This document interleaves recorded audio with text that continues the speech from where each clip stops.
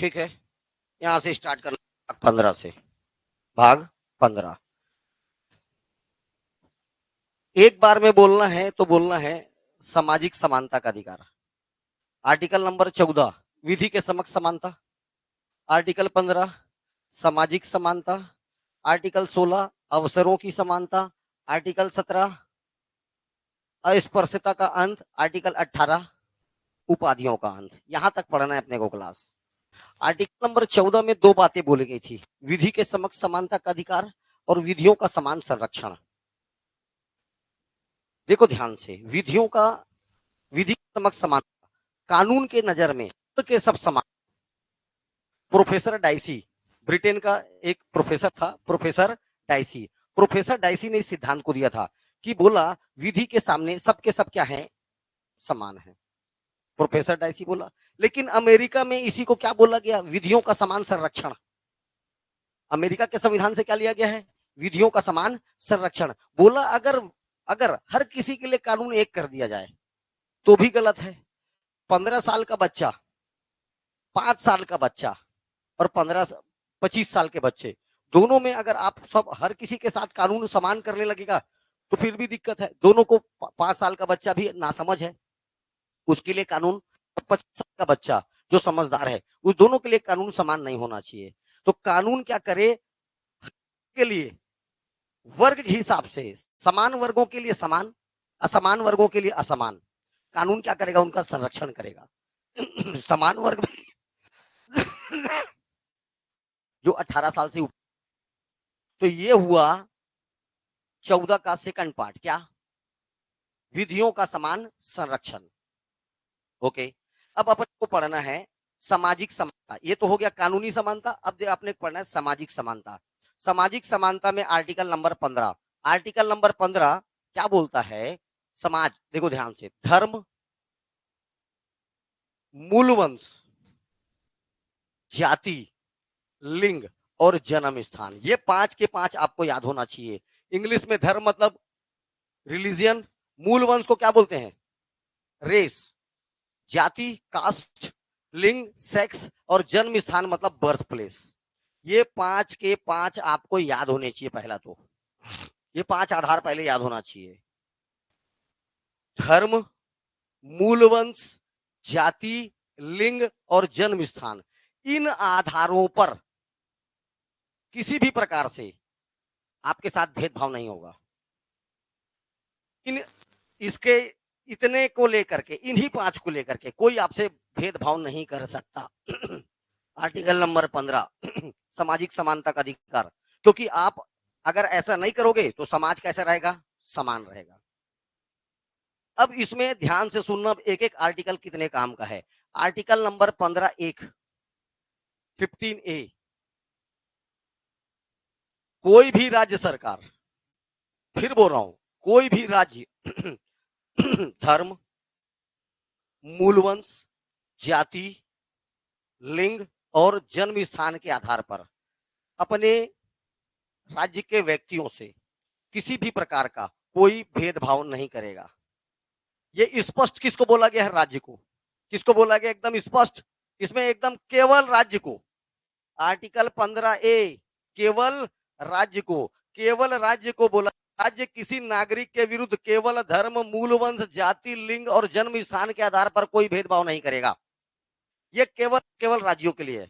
केवल और केवल किसके लिए है, राज्यों के लिए। स्पष्ट याद रखना, राज्यों को यह अनुदेश है कि वह किसी भी व्यक्ति के साथ धर्म,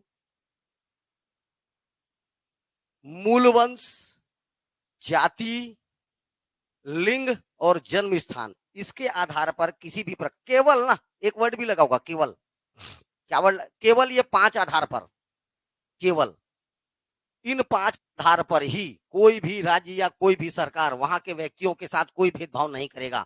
मतलब क्या, इससे अलग किसी और टॉपिक पर भेदभाव कर सकता है, यस कर सकता है। ये अनुच्छेद राज्यों के विरुद्ध है क्योंकि इसमें केवल शब्द का प्रयोग किया गया है और इसमें बताया गया है कि केवल ये 5 ही के आधार पर भेदभाव नहीं कर सकता। इसका अर्थ यह है कि भाषा और निवास स्थान के आधार पर क्या कर सकता है, भेदभाव कर सकता है। जैसे देखो, छत्तीसगढ़ में वैकेंसी निकली बस्तर जिले के लिए। अब वो बोलेगा, देखो क्या बोलेगा, जिसको स्थानीय भाषा का ज्ञान होगा वो इस पर अप्लाई करिए। भेदभाव किया कि नहीं किया, ये किया भेदभाव, लेकिन इस आधार पर कोई दूसरे धर्म का व्यक्ति अप्लाई नहीं कर सकता, धर्म के आधार पर नहीं कर रहा है।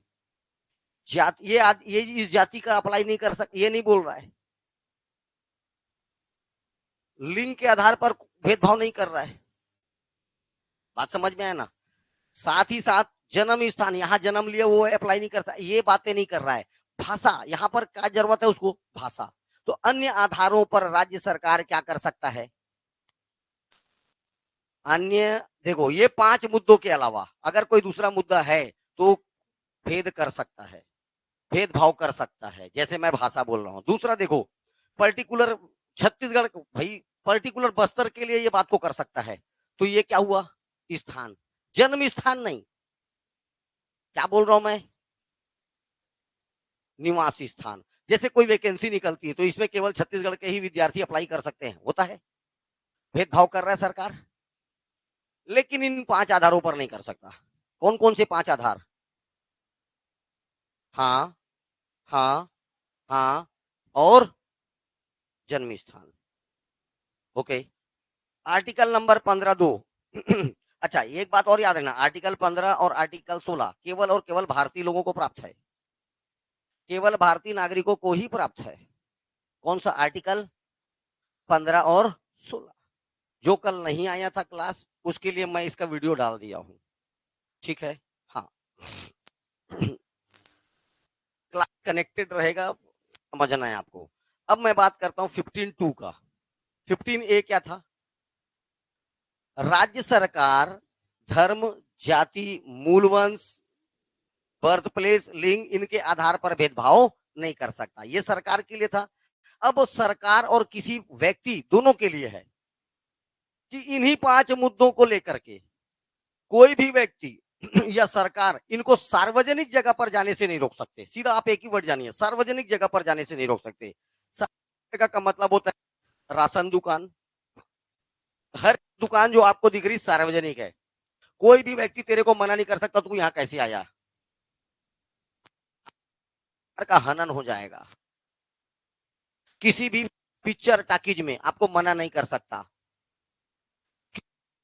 नाले में, किसी भी कुएं से आपको पानी लेना नहीं कर सकता।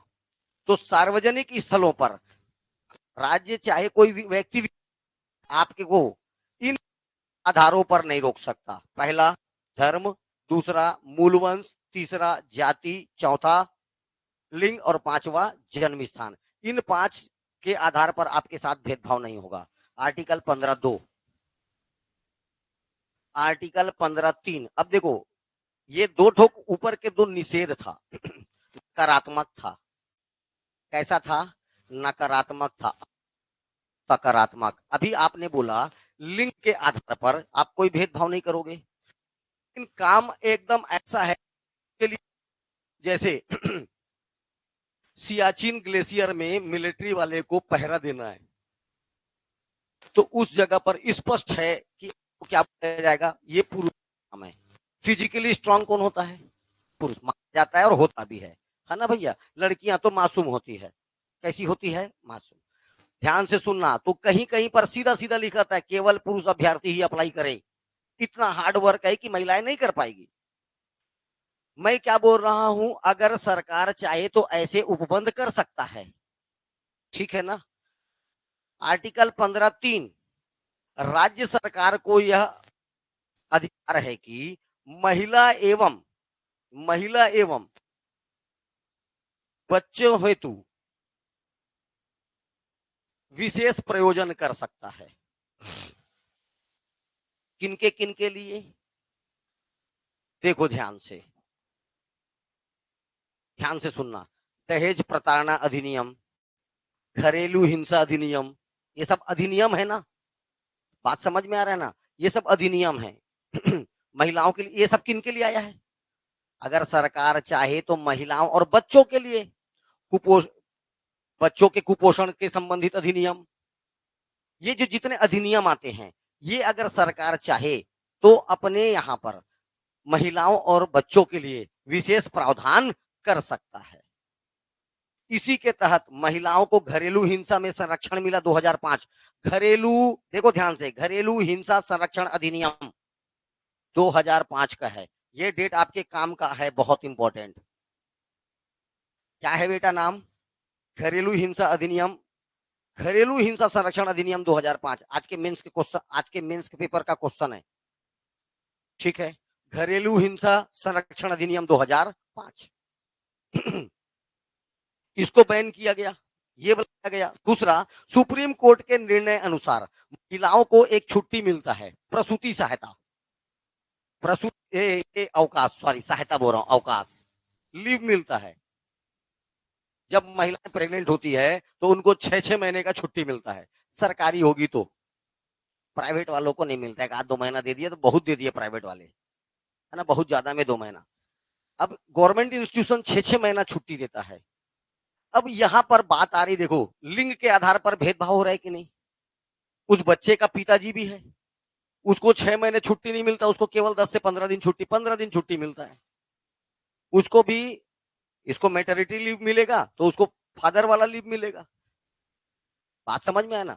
तो उसको इतना दिन छुट्टी क्यों नहीं मिल रहा? लिंग के आधार पर भेदभाव हो रहा है ना। तो सुप्रीम कोर्ट इसको जस्टिफाई करता है कि मैं लिंग के आधार पर इसका डिसीजन नहीं दे रहा हूं। मैं किस आधार पर दे रहा हूं? शारीरिक स्थिति के आधार पर। किसके आधार पर? शारीरिक स्थिति के आधार पर। सरकार चाहेगा तो ऐसा कर सकता है। मैं अभी बताया, ऐसा काम जो केवल पुरुष कर सकते हैं। इतना हार्ड काम है कि महिलाएं नहीं कर सकती। तो उस समय क्या क्या स्थिति देख के किया जाएगा? शारीरिक स्थिति। सीढ़ी चढ़ते चलते गिर गई, आदमी गिर जाएगा तो क्या होगा? कुछ नहीं होगा। बात समझ में आना। लेकिन वो महिला गिर जाएगी तो बच्चे को भी चोट लग जाएगा। कारण बता रहा है क्या? शारीरिक स्थिति के आधार पर ये महिलाओं के लिए काम किया। आगे देखिए, राज्य केवल महिला द्वारा संचालित शिक्षण संस्थानों का भी स्थापना कर सकती है। ऐसे शिक्षण संस्थान नहीं, ऐसे भी। पोस्ट ऑफिस केवल महिलाएं चला रही है, अब फलाना फलाना पोस्ट केवल महिलाओं के द्वारा चल रहा है। एक तो बैंक आया था, बीएमबी, भारतीय महिला बैंक, केवल महिलाओं के द्वारा संचालित होगा। कुछ ऐसे इंस्टीट्यूट वाले स्थान है जहां पर केवल महिला ही टीचर है, महिला ही प्रिंसिपल है, महिला ही चपरासी है, महिला ही बाबू है। बात समझ में आया? चाहे तो ये भी किया जा सकता है। तो कोई भी राज्य सरकार 15(3) के तहत, 15(3) के तहत ऐसे प्रावधान कर सकती है जिनसे उस राज्य की महिलाएं और बच्चों को विशेष प्रावधान दिया जा सके। 15(1) केवल राज्यों के लिए, 15(2) राज्य और किसी व्यक्ति के लिए कि सार्वजनिक जगह पर आप किसी भी आधार पर, उन 5 आधारों पर कोई भेदभाव नहीं कर सकते। चाहे वो सार्वजनिक स्थान कुछ भी हो, किराना दुकान से लेकर के, कुआं से लेकर के, तालाब से लेकर के, थिएटर से लेकर के, इवन आप ये मेला हाट, सार्वजनिक समागम मतलब होता है मेला, समागम मतलब एक जगह इकट्ठा होना, चाहे पूजा पाठ के लिए इकट्ठा हो, चाहे मेला हाट के लिए।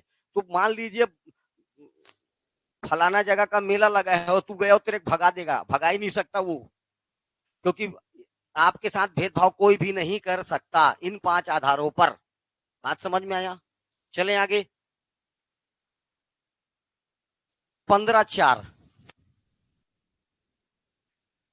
सरकार को लगता है पिछड़ा वर्ग, एससी, एसटी आदि की उन्नति के लिए मेडिकल और इंजीनियरिंग कॉलेज के विभिन्न समुदाय हेतु निश्चित अनुपात में स्थानों को निर्धारित करना। शुरू का 2 ठोक निषेध था, अब उसके प्रावधान चल रहे हैं। आर्टिकल 15(4) बोलता है यदि सरकार को लगता है कि इस विशेष पिछड़े वर्ग के लिए, यहाँ पे ओबीसी की बात भी हो रही है, एससी की बात भी हो रही है, एसटी की बात भी हो रही है, मेडिकल और इंजीनियरिंग कॉलेज में उनका रिप्रेजेंटेटिव बहुत कम है, तो प्रावधान करके कुछ सीटों को, मेडिकल और इंजीनियरिंग कॉलेज के सीटों को आरक्षित कर सकता है। होता है कि नहीं होता है? बिल्कुल होता है।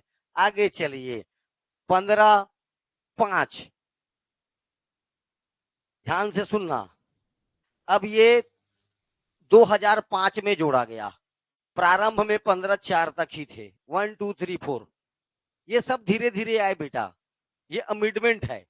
जहां पर भी लगता ना 1 2 3 4 क ख ग घ, ये सब अमेंडमेंट होते हैं। ओके, चलिए आगे बात करते हैं। 15(5) ये कब शामिल किया गया? 2005 में। क्या है? किसी भी शैक्षणिक संस्थान, पहले केवल मेडिकल और इंजीनियरिंग था, अब सरकारी कॉलेज में भी जाइए वहां पर एसटी एससी के लिए सीट आरक्षित होगा। प्राइवेट इंस्टीट्यूशन में भी जाइए वहां पर भी एसटी एससी ओबीसी के लिए सीट आरक्षित होगा। तो ये प्रावधान कब आया? 2005 में, कि पहले केवल मेडिकल और इंजीनियरिंग कॉलेज के लिए था।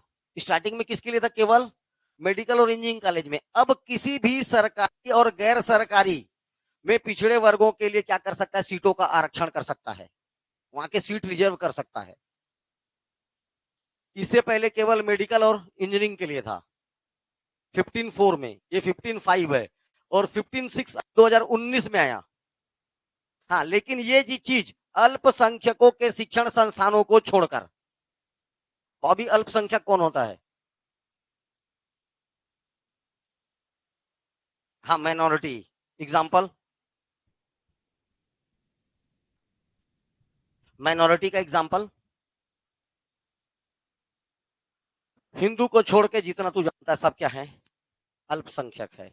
मुस्लिम भी है, जैन भी है, बौद्ध भी है, क्रिश्चियन भी है, सिख भी, सब क्या है? पारसी भी है, सब क्या है? अल्पसंख्यक, माइनॉरिटी। अब ध्यान से सुनना, अल्पसंख्यक के शिक्षण संस्थानों को छोड़कर, जैसे मान लीजिए अल्पसंख्यकों में अपन एक ही तो सबसे अच्छा जानते हैं, मदरसा। क्या जानते हैं? मदरसा। मदरसा में एसटी के लिए 5% सीट का आरक्षण क्यों देगा? मदरसा में क्या करने आएगा? बात समझ में आ रहा है? किसको छोड़ करके? अल्पसंख्यकों के शिक्षण संस्थानों को छोड़कर। ओके, अब आ जाइए 15(6). 15(6) एकदम जहां जहां पर 6 लगेगा बहुत इंपॉर्टेंट है। ये क्या हुआ? 2019 में एक बिल पास किया गया, और ये बिल क्या था बेटा? ध्यान देना, आर्थिक दृष्टि से जो जनरल कैटेगरी के लोग हैं और पिछड़े हुए हैं, किस आधार पर? लेकिन पैसा। आर्थिक दृष्टि से पिछड़े हुए जनरल को मुख्य धारा में शामिल करने के लिए 10% का छूट दिया गया। कितना परसेंट का छूट दिया गया? 10 सीट में 10% का रिजर्वेशन। अब सरकार 15(6) के तहत क्या बोलता है? किसी भी शैक्षणिक संस्थान में नामांकन हेतु आर्थिक दृष्टि से पिछले लोगों के लिए 10% का सीट आरक्षण प्राप्त होगा। जनरल को रिजर्वेशन 10%, लेकिन किस प्रकार का जनरल? आर्थिक रूप से पिछड़ा जनरल, आर्थिक रूप से पिछड़ा जनरल। ओके, 103वां संविधान संशोधन अधिनियम 2019 के तहत इसको जोड़ा गया है। ये हो गए आर्टिकल नंबर 15, सामाजिक समानता का अधिकार। किस प्रकार से सामाजिक समानता? देखो, समाज में अगर आप लिंग भेद ना करो, समाज समान है। आप जन्म स्थान को ध्यान ना दो, समाज समान है। आप वंश को जगह ना दो, आप धर्म को जगह ना दो, समाज कैसा हो जाएगा? अब इसके प्रावधान चालू होते हैं। 2 नकारात्मक है, स्टार्टिंग के 2 कैसे हैं? नकारात्मक, उसके बाद 4 ठो सकारात्मक है। 2 नकारात्मक, पहला राज्य के लिए किसी भी व्यक्ति के साथ के 5 आधार, कौन कौन सा? धर्म, वंश, लिंग और जन्म स्थान। इन 5 आधारों पर किसी भी प्रकार का कोई भेदभाव नहीं कर सकता। दूसरे नंबर पर अब ये दूसरा भी नकारात्मक है। किसके लिए नकारात्मक है? अब राज्य और व्यक्ति दोनों के लिए 15(2), कोई भी राज्य या व्यक्ति किसी भी व्यक्ति को, फिर वही धर्म, मूलवंश, जाति, लिंग और जन्म स्थान के आधार पर किसी भी सार्वजनिक स्थान पर, सार्वजनिक मतलब वो सार्वजनिक नहीं, जो दुकान तेरे दिख रहा सब सार्वजनिक है। बात समझ में आया? ऐसा नहीं सरकारी दुकान ही सार्वजनिक, सब दुकान सार्वजनिक है। जितना मार्केट आपको सब सार्वजनिक है। कोई बोल को दिखा दे तेरे मान, केस हो जाएगा। और कैसा केस होगा? मूल अधिकार से संबंधित। समझ में आ रहा है? हाँ, इसका रक्षा की सुप्रीम कोर्ट है। ओके, अब 2 ठोक निषेध था। अब अपने को देखो 15(3). अब अगर सरकार चाहेगा तो अपने राज्यों के लिए वहां पर महिलाओं और बच्चों के लिए विशेष प्रावधान कर सकता है। तो महिलाओं से संबंधित जितने प्रावधान हैं आप जानते हो, घरेलू हिंसा अधिनियम 2005, महिला को प्रसूति अवकाश देना, ठीक है, ये सब उसमें आ गए। 15(4) इसके तहत अगर सरकार चाहे तो पिछड़े वर्ग SC/ST को मेडिकल और इंजीनियरिंग के सीटों पर आरक्षण। 15(5) किसी भी सरकारी और गैर सरकारी संस्थानों पे, शिक्षण संस्थानों में पिछड़े वर्गों के लिए, पिछड़ा वर्ग मतलब वही OBC SC/ST को सीटों में आरक्षण। ओके, अब आ जाओ 15(6), अभी ये नया नया आया है। आर्थिक आधार से पिछड़े हुए सामान्य वर्ग के लोगों को भी क्या दिया जाता है? 10% का आरक्षण। चले आगे,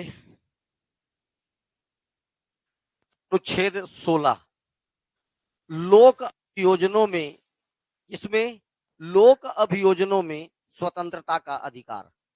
बोलने का मतलब जितनी भी नौकरियां निकलेगी, अपॉर्चुनिटीज, उसमें कोई भी सामान्य रूप से भाग लेकर अप्लाई कर सकता है। ध्यान से सुनना बातों को। फिर दो ऊपर का देखिए, 16(1), 16(1) राज्य के अधीन किसी पद पर नियोजन, नियोजन मतलब अपॉर्चुनिटीज या नियुक्ति से संबंधी विषयों में सभी नागरिकों को अवसर की समानता प्राप्त होगी। जितने भी अपॉर्चुनिटीज होंगे उसमें सब बराबर हो। राज्य सरकार जितने भी अवसर आएंगे उनमें सभी को कैसा मौका देगा? समान। ठीक है, राज्य सरकार का। दूसरा 16(2) फिर वही पांच आधार, धर्म, इनके आधार पर नौकरियों में भेदभाव नहीं किया जाएगा। अभी छत्तीसगढ़ का ही केस है, ठीक है, आरक्षक में कई सारे ट्रांसजेंडर क्या किए? नौकरी लगे। अरे लगे कि नहीं लगे, ठीक है, तो क्या लिंग के आधार पर भेदभाव हुआ क्या? कोई भी अपॉर्चुनिटी होगा तो आप धर्म, मूलवंश, जाति, लिंग, जन्म स्थान के आधार पर किसी भी प्रकार का भेदभाव नहीं किया जाएगा। नहीं किया जाएगा मतलब यह निषेध। दो तो फिर नकारात्मक था। सरकार किसी भी व्यक्ति के साथ अपॉर्चुनिटीज में कोई भेदभाव नहीं करेगा। दूसरा, धर्म, जाति, मूलवंश, लिंग और जन्म स्थान के आधार पर किसी भी अपॉर्चुनिटी में किसी के साथ भेदभाव किया जाएगा। ऐसा है क्या? लेकिन है। अब आगे देखो, 16(3) राज्य सरकारों को यह अधिकार दिया गया है कि सरकार राज्य के निवासियों को प्राथमिकता दे सकता है, जब, लेकिन अपने मर्जी से नहीं दे सकता है, जब अनुमति दे दे। राज्य विधानसभाओं को यह अधिकार नहीं है, भारत के संसद को यह अधिकार है। मेरी बात ध्यान से सुनना। भारत में राज्य सरकारों को यह अधिकार दिया गया है कि वे अगर चाहते हैं तो अपने राज्य के निवासियों के लिए विशेष प्रावधान कर सकते हैं, कर सकते हैं। लेकिन अनुमति कौन देगा ऐसा करने के लिए? संसद देगा।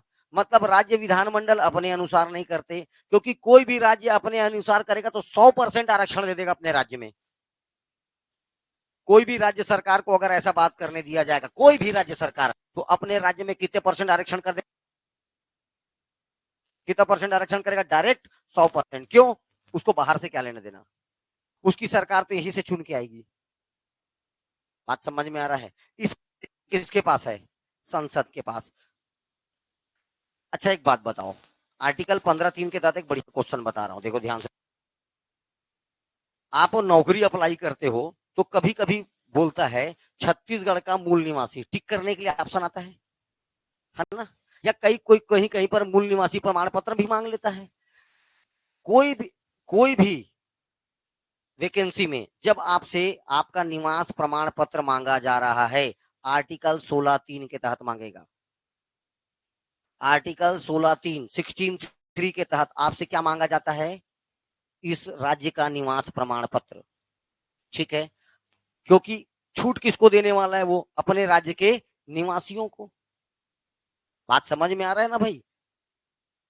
आगे 16(4) राज्य पिछड़े नागरिकों को सामाजिक शैक्षणिक के किसी वर्ग के लिए नियुक्ति या पदों में आरक्षण कर सकता है।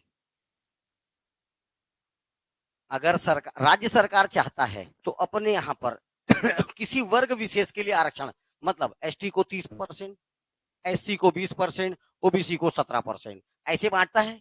हमारे यहाँ आज भी बटा हुआ है। तो राज्य सरकार यदि चाहे तो अपने यहाँ विशेष वर्गों के लिए आरक्षण का प्रावधान कर सकता है। 16(4) अपने निवास के नागरिकों के लिए विशेष प्रावधान कर सकता है। 16(3) लिंग, धर्म, जाति, मूल वंश, इसके आधार पर कोई भेदभाव नहीं करेगा। 16(2) कोई भी अपॉर्चुनिटीज आएगी सरकार के लिए, सबको अवसर की समानता, एक समान मिलेगा। 16(1) ओके। चलिए अब 16(4) का क, अब देखो इसका भी क आएगा। 16(4) क, एससी एसटी को पदोन्नति में आरक्षण। केवल अभी सीटों में आरक्षण था, पीछे कैसे था आरक्षण था? सीटों में। अब बेटा अब इनका पदोन्नति होता है। पदोन्नति मतलब प्रमोशन। क्या बेटा? प्रमोशन। प्रमोशन में भी आरक्षण। एक जनरल लड़का लगा है, मान लीजिए बाबू मत, जेई का पोस्ट समझ लो, जूनियर इंजीनियर के पोस्ट पे लगा एक लड़का सामान्य वर्ग का, उसको 12 साल हो गए, वो आज भी जूनियर इंजीनियर है। लेकिन उसी के साथ जूनियर इंजीनियर में लगा हुआ एक एसटी का लड़का आज एई हो गया है और वो डी बनने वाला है, और ये अभी तक एई नहीं बना है। ये है पदोन्नति में भी आरक्षण। आर्टिकल 16(4) का 16(4) ख, शासकीय सेवाओं के आरक्षण में अग्रनयन के सिद्धांत को मान्यता प्राप्त किया गया। ये एकदम इंपॉर्टेंट है। 85 अमेंडमेंट एक्ट 2001, अग्रनयन का सिद्धांत। कैरी फॉरवर्ड रूल बोला जाता है, तुम्हारे काम का नहीं है, कुछ ध्यान से देखो। अग्रनयन का मतलब समझा रहा हूं। कोई भी राज्य सरकार हद से ज्यादा 50% तक आरक्षण देगा। कितना तक देगा? केवल 50%। किसी किसी राज्य में 70 भी है, 75 भी है, 65 भी है, 60 भी है, मतलब 50 से सभी में ज्यादा है। लेकिन बोला क्या गया था? 50% से ज्यादा आरक्षण नहीं दे सकता। हमारे छत्तीसगढ़ में 50 से ज्यादा है, दूसरा छोड़ दो। केरल वेरल में तो 70+ है। 70% से ज्यादा आरक्षण। मैं बताया ना, अगर ये अधिकार संसद के पास नहीं होता तो 100% आरक्षण चलता। बाहर वाला व्यक्ति को कोई नौकरी नहीं, केवल यही का आदमी की नौकरी मिलता। बात समझ में आया? तो भैया देखो, शासकीय सेवाओं में आरक्षण के अग्रनयन के सिद्धांत को मान्यता प्रदान किया गया कब? 85th अमेंडमेंट एक्ट 2001 में। अब क्या सिद्धांत चालू हो रहा है यहाँ पर? अग्रनयन का सिद्धांत। लेकिन पूर्णतः ये लागू नहीं है बेटा। आज भी कई जगह 50% से ज्यादा आरक्षण है ना। आगे चलिए, अब आ जाते हैं 16(5), 16(5). किसी धार्मिक या सांप्रदायिक संस्था के कार्यालय से संबंधित कोई पदाधिकारी किसी विशिष्ट संप्रदाय का ही हो सकता है। अब ध्यान से देखिए, बहुत सारे मदरसा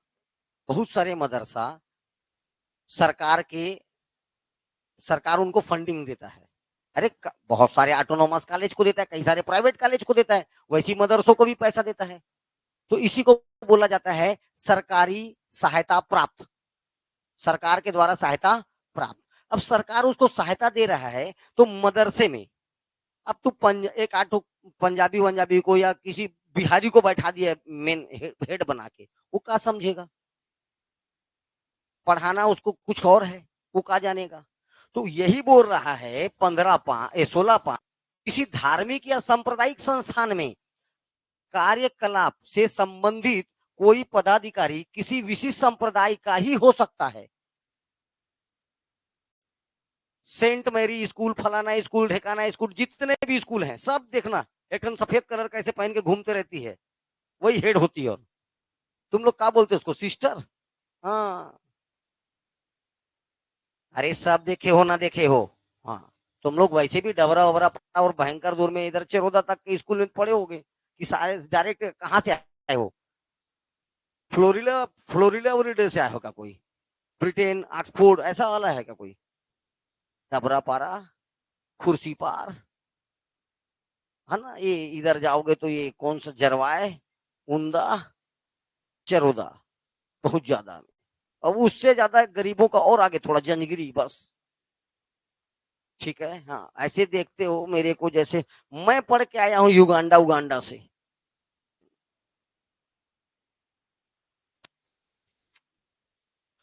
अनुच्छेद 16(6), अनुच्छेद 16(6), शासकीय नौकरियों में देखो, ये देखो, आर्थिक दृष्टि से पिछड़े हुए लोगों को 10% आरक्षण नौकरी में भी देने का प्रावधान है बेटा। उधर सीटों में आरक्षण का भी था और इधर नौकरियों में भी है। ठीक है, ये 16, देखो इसमें भी क्या लगा, 16(6), उधर क्या लगा, 15(6). जब भी सामान्य वर्ग के लिए आरक्षण का बात करेगा तो सीधा जानना 15(6), 16(6). ये आर्टिकल 15 और 16 में किसी को कोई समस्या है तो बताइए। आर्टिकल नंबर 16 क्या है? अवसर, अवसर मतलब अपॉर्चुनिटीज, बोलने का मतलब सरकारी नौकरी, सरकारी नौकरी। सरकारी नौकरी में पहला बात किया गया क्या बेटा, सरकार किसी भी प्रकार का भेदभाव नहीं करेगा जब भी वो अपॉर्चुनिटीज निकालेगा। दूसरा, किसी भी व्यक्ति के साथ धर्म, जाति, मूलवन इस आधार पर नौकरी में भेदभाव नहीं होगा, किसी भी अपॉर्चुनिटीज में भेदभाव नहीं किया जाएगा। ऐसा है क्या? नहीं है। ये नकारात्मक था। अब देखो सकारात्मक, अगर सरकार चाहे तो विशेष वर्ग को दे सकता है। मैं बताया ना, इतना टफ काम है कि महिला नहीं करना चाहेगी। कुछ काम ऐसे हैं केवल महिलाओं के लिए है, उसको में पुरुष नहीं अप्लाई कर सकता। अभी एक ठोक नौकरी निकला था केवल महिला पर्यवेक्षक, अरे निकला था, क्यों पुलिस अप्लाई नहीं किया? वहां पर भेद हुआ कि नहीं हुआ? अपॉर्चुनिटीज में भेद हुआ कि नहीं? पुरुष अप्लाई नहीं कर सकता क्योंकि वो पूरा काम किसके लायक था? महिलाओं के लायक है। अगर राज्य सरकार चाहता है, चाहे कि अगर किसी विशेष वर्ग के लिए कोई प्रावधान करना चाहेगा तो बिल्कुल कर सकता है। बात समझ में आया? ओके। इसी तरह अपने निवासियों 15, 16(3), अपने निवासियों के लिए नौकरियों में क्या कर सकता है बेटा, कुछ प्रावधान कर। 16(4), SC ST OBC को नौकरियों में आरक्षण। 16(4) का SC ST को तो पदोन्नति में भी आरक्षण। 16(5) अग्रनयन का सिद्धांत, भैया कितना भी आरक्षण दो, 50% से ज्यादा मत दो। 16(5) क्या है? 16(5) सामान्य के लिए 16(6) है बेटा, सामान्य वर्ग के लिए 16(6) है। किसी भी धार्मिक सांप्रदायिक संस्थानों में पदाधिकारी किसी विशेष संप्रदाय का ही हो सकता है। 16(6) है आर्थिक दृष्टि से जो पिछड़े लोग हैं उनको अपॉर्चुनिटीज या नौकरी में 10% का आरक्षण। ठीक, अब जितने कितने लोग यहाँ पर ओबीसी हैं? ठीक, ध्यान से सुनना मेरी बात। ओबीसी जो होता है,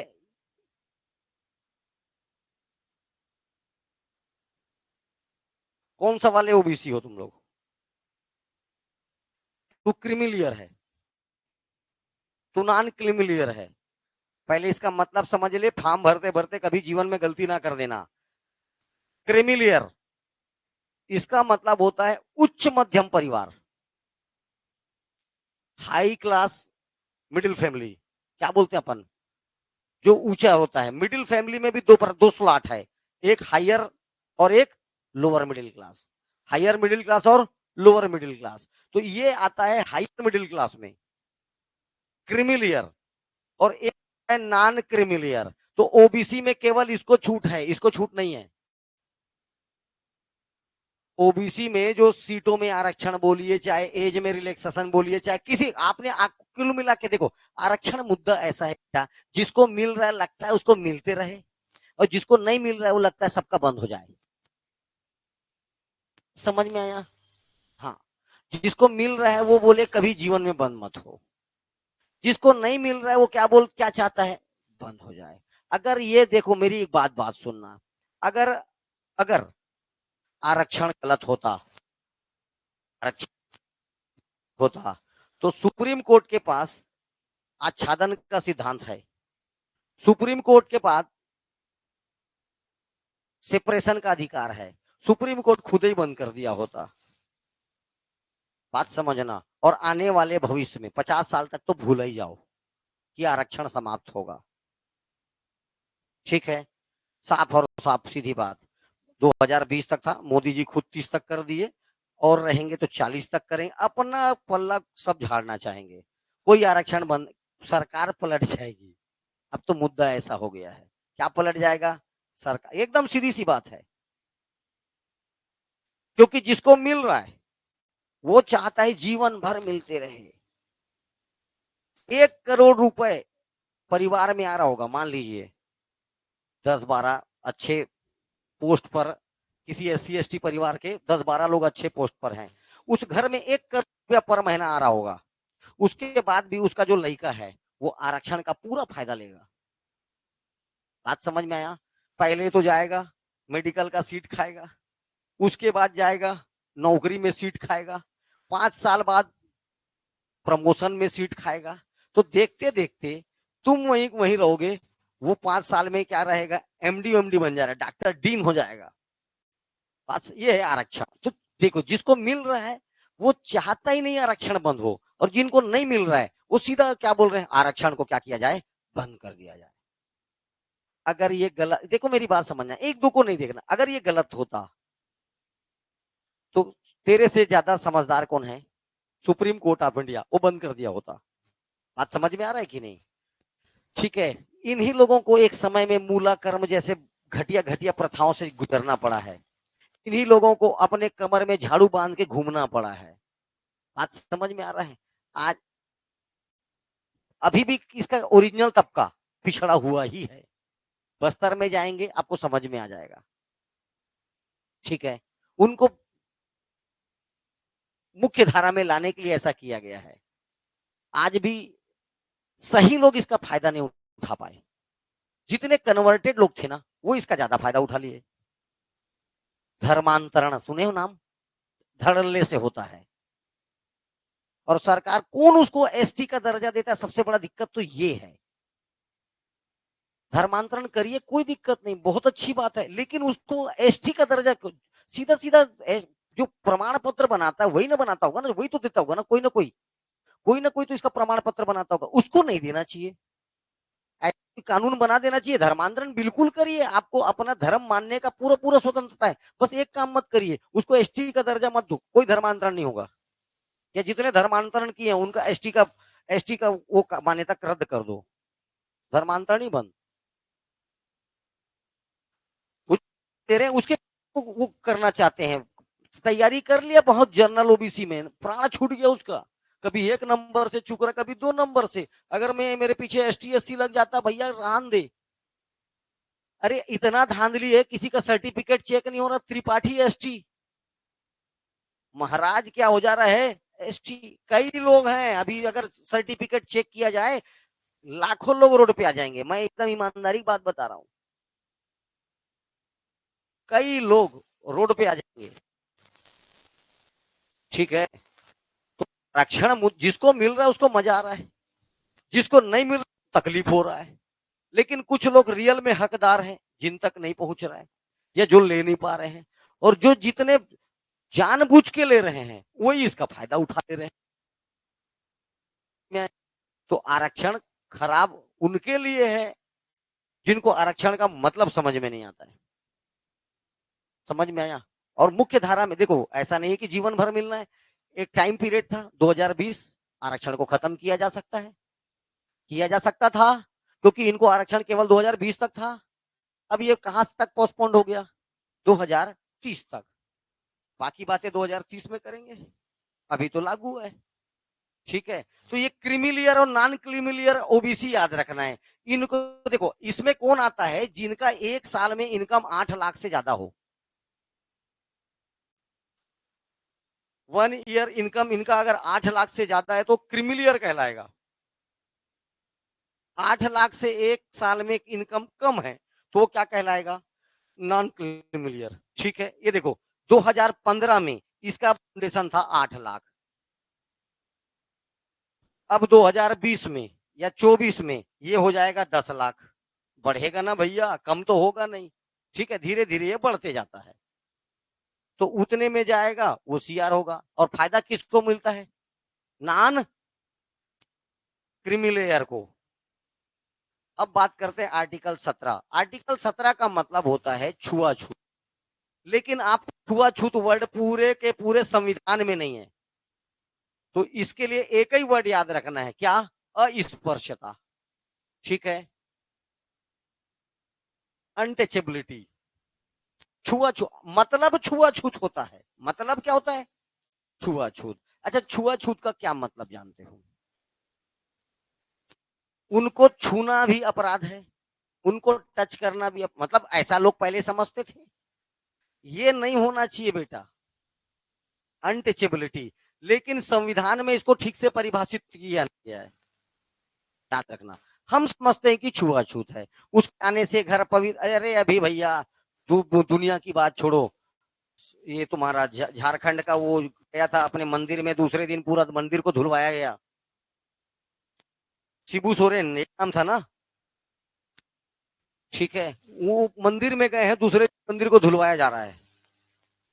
मुख्यमंत्री मुख्यमंत्री झारखंड मुख्यमंत्री, कहाँ का मुख्यमंत्री? मंदिर गया, मंदिर को धुलवाना, मंदिर दिन मंदिर धुल गया। आज भी है ना, यही है छुआछूत। यही क्या है? छुआछूत। पहले जमान आज से 25 साल 30 साल में, ज्यादा दूर नहीं, 25 साल 30 साल मतलब तो छोटे छोटे छोटे जो 25 30 40 करते हैं। गांव में अगर कोई जाता था तो पहले गांव पहले नाम पूछ लेते थे, का नाम है बाबू तोर? मेरा नाम राहुल त्रिपाठी है। महाराज महाराज ऐसा। मान लीजिए वो किसी SC ST का निकला, अच्छा अच्छा, हाँ ठीक ठीक ठीक। कहाँ काकर घर जाए? अच्छा, अब पीछे पीछे आ जा रहा है, उसके घर वाले कैसा कर रहे हैं। अब जिस घर में गया है पता चल जाएगा, उसका थाली अलग आएगा, उसका प्लेट अलग आएगा, उसका चाय का कोई छुएगा नहीं। और उसको जब काम वाली आ जाएगी उसको उठाएगी, साफ करेगी, तब वो बर्तन रखाएगा, घर धुलेगा। ये नौबत आज यही इसी इसी इसी इसी इसी जगह, ठीक है, हमारे छत्तीसगढ़ में मैं देखा हूं अपनी आंखों से। ठीक है, हाँ। मेरा नाना बहुत छुआछूत मानता था, बहुत ज्यादा। पहले ही जाए, का नाम है बाबू तोर? बाइक से उतरे नहीं है उससे नाम पूछ लेगा पहले। अगर मान लिया वो महाराज, एक दो महाराज भी गए हमारे साथ, ठीक है, महाराज जैसे छोटा छोटा लड़के लोग का पेपर हुए। अब कुछ लोग भी गए जिनको समझ गया, वो मेरे को कुछ नहीं बोल पाए, लेकिन मैं बाद में समझ गया, एक्टिविटी देख के समझ गया, समझ में आया। तो ये था छुआछूत। लेकिन छुआछूत शब्द नहीं है संविधान में, क्या है बेटा?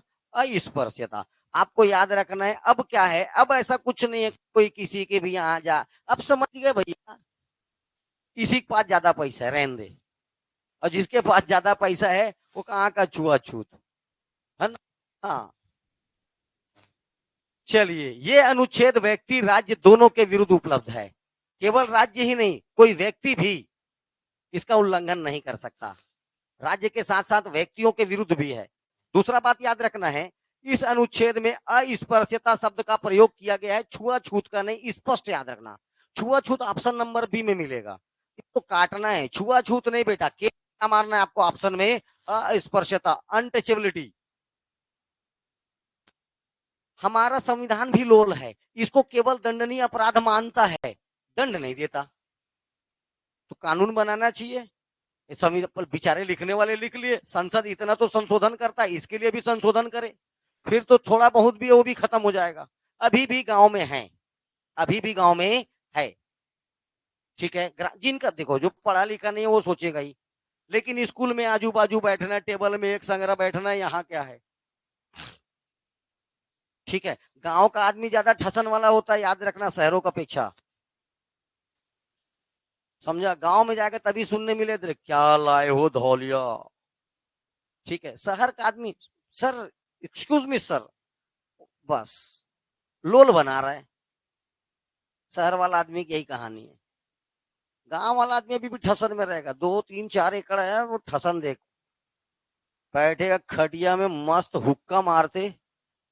हाँ, अब सुना राम कहानी ऐसा। तो गांव का आदमी हो ठसन में रहता है। संविधान इसे केवल दंडनीय अपराध मानता है, परंतु दंड की व्याख्या नहीं किया गया है। बिल्कुल करना चाहिए। ठीक है। अनुच्छेद 17, प्रदत्त मूल अधिकार केवल राज्य के विरुद्ध ही नहीं, प्राइवेट व्यक्तियों के विरुद्ध भी है। सरकारी ही नहीं, प्राइवेट व्यक्ति भी छुआछूत करता है तो वो दंडनीय अपराध होगा, लेकिन दंड का कोई प्रावधान नहीं है। अस्पृश्यता मूलन हेतु, हाँ ये देखो, संसद द्वारा ये अधिनियम याद रखना, अस्पृश्यता अधिनियम 1955 पारित किया गया। उधर एक महिलाओं के लिए बताया था क्या, महिला उत्पीड़न अधिनियम 2000, ये भी कब का है, 2000, हाँ 1955, सॉरी, अस्पृश्यता अधिनियम 1955 में ही पारित कर दिया गया था, लेकिन आज भी ये चल रहा है। अस्पृश्यता शब्द को ना तो संविधान में और ना ही अधिनियमों में क्या किया गया है, अस्पृश्यता, इनडायरेक्टली आपको समझना है छुआछूत। ठीक है। अनटचेबिलिटी, कोई दिक्कत नहीं। शहरों में लगभग खत्म हो गया है, लगभग ना, लेकिन शहरों में अभी भी कोई दादा नानक घर बैठा है तो अभी भी चल रहा है। समझ में आ रहा है ना भाई। हाँ, पुराने ख्याल के लोग। अनुच्छेद 18, उपाधियों का अंत, एंड ऑफ टाइटल्स, थोड़ा सा समझना, थोड़ा सा समझोगे ऑटोमेटिक समझ में आ जाएगा। दो लोग खड़े हैं, ओ क्या हो रहा है उधर, दो लोग खड़े हैं, कितने लोग खड़े हैं, दो लोग खड़े हैं। एक का नाम तुम कैसे ले रहे हो और एक का नाम कैसे ले रहे हो, ध्यान से देखना।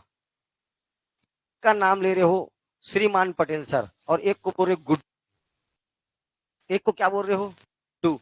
गुड्डू को ऑटो चिड़ लग जाएगा, उसको बोल रहा है श्रीमान पटेल सर, मेरे को बोल रहा है गुड्डू। आप नहीं चाहते हैं, नहीं समझ रहे हैं, उसके बाद भी दोनों के बीच में कर दिया, कंपैरिजन कर दिया और इसको एकदम हीन बना दिया, अपने आप में उसको गिल्टी फील, गुड्डू श्रीमान पटेल, मैं उसके सामने तो गुड्डू हूं, कुछ नहीं। जैसे दूसरा उदाहरण बड़ा अच्छा समझोगे, मंच पे दो दो लोग हैं, एक जन को क्या बोला जा रहा है, स्वर को मंगेशकर, और दूसरा जिसका यहां तक आती क्या नाम है, कक्कर क्या काका है, नेहा कक्कर, और दूसरे को बोल रहे हैं कक्कर।